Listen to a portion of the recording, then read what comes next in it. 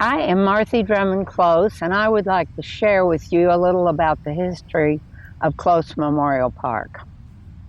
As I reflect on how the botanical gardens at Nathaniel Green Close Memorial Park came to be, I realize that the concept began with the core values of the Close and Drummond families. Those are respect for family, neighbors, and community. Between the two families, there is history of many organizations and individuals being served. City Council, city utilities, the inspiration for the formation of the Community Foundation, Boys Club, Wilson's Creek, and the list goes on. With that as a guide, Major Close and his sister Annette Close Pennell had a piece of property at the north edge of Springfield, which they wanted to donate to the Springfield Greene County Parks Department for a walking trail of trees. The Parks Department was hoping to expand the area adjacent to Nathaniel Green Park. Ultimately, the Closes sold their land north of town and purchased the land that the parks really wanted, what is now Close Memorial Park. They wanted to create Close Memorial Park honoring their father to become a Native Missouri Tree Arboretum. Anne Drummond, my mother, also loved nature, and she made a special contribution. The parks director named the lake Lake Drummond. The only planned flower garden was a rose garden due to Cephas Close's love of growing roses.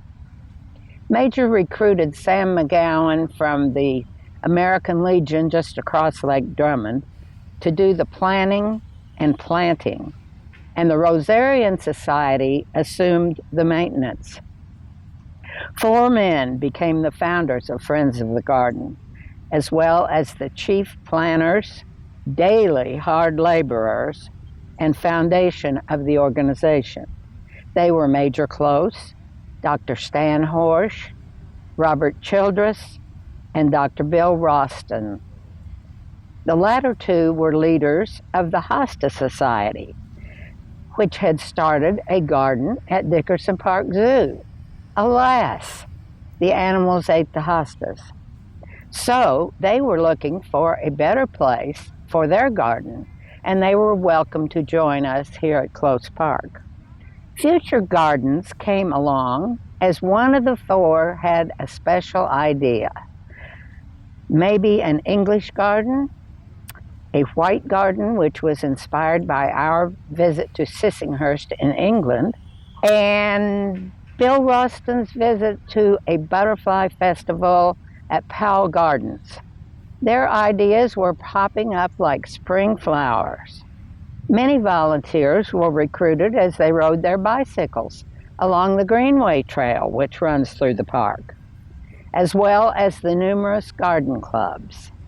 Major also made contact with biology professors at Drury University, Missouri State University, Ozarks Technical College, and the head of the science department of the Springfield Public Schools, because the educational aspect of the park was very important to him. He was also a strong advocate of collaboration. Having a center in which cross-pollination between the groups focused on gardening could occur was another aspect of the park as it developed. He enlisted the leadership of an architectural professor at Drury to help develop the concept for a building in one of his classes as a project. Their grand plan had to be trimmed to meet the reality of budget, but it is a very vital component of our growth. Close Memorial Park was a passion for Major, and passion is contagious, as we have watched it continue to grow. Many others have joined our family in supporting the growth and its popularity as a haven of peace and tranquility. One proviso in the donation is that it would be free to everyone. And it is now a destination for local gardeners, area gardeners, other gardeners in our country, and even people from other countries. We welcome you to join us, to donate, to dig in the dirt, or just enjoy what others have created.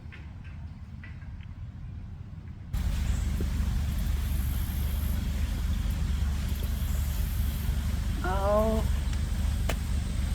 this is a plaque honoring Major and Annette's mother. We called her Munner, and she loved pink. So when the White Garden was created, we planted pink roses on this arbor in her honor.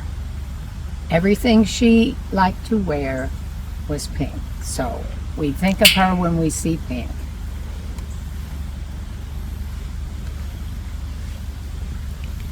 And we also see in this walk the names of many, many family and dear friends.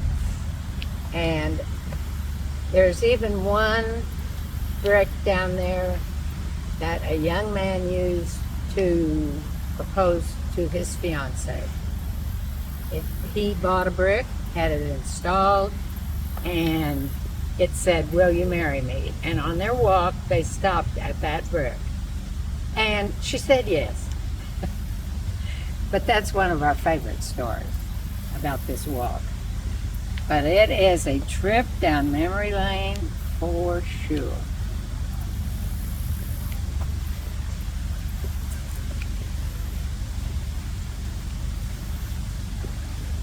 Also, it is a way that many brides come into the Hosta Garden for weddings. So it has a lot of sentimental value to a lot of people. And there we have Major in his usual pose, digging in the dirt.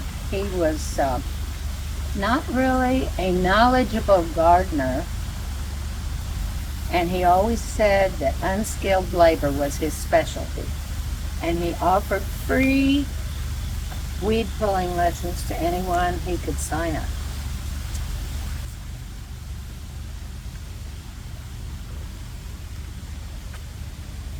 Thank you, Marthe, for sharing this personal history about the beginnings of the Springfield Botanical Gardens.